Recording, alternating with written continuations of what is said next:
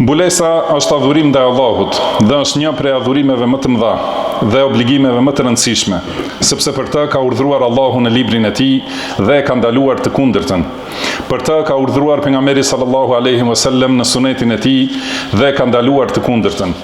Prandaj, kur dikush pretendon se mbulesa është e veçantë për ndonjë vend, jo për vende tjera, ose për ndonjë kohë specifike dhe jo për të gjitha kohrat, ai flet pa dituri dhe shpif në fenë e Allahut.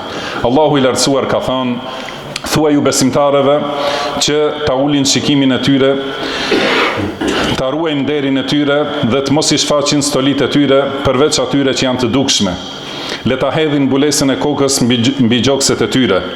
Dhe në fund të ajetit thot: "Dhe të mos i rrahin këmbët për tokë në mënyrë që të mos duken stolit e tyre të fshehta. Të gjithë ju e besimtar, kthehuni tek Allahu të penduar që të arrini shpëtimin." Aisha radhiyallahu anha ka thënë: "Allahu i mëshiroft gratë muhaxhirëve. Kur zbriti ajeti "Waliyadribna bi khumurihinna ala juyubihin", le ta hedhin mbulesën e kokës mbi gjokset e tyre, ato pren nga fundi i mbulesës dhe u mbuluan me të. Allahu i lartësuar ka thënë: "O profet, thuaj ju grave dhe vajzave të tua, si dhe grave të besimtarve, që ta lëshojnë mbulesën e tyre të kokës mbi trup. Kjo është mënyra më e përshtatshme që ato të njihen e të mos shqetësohen. Me të vërtetë, Allahu është falës dhe mëshirues."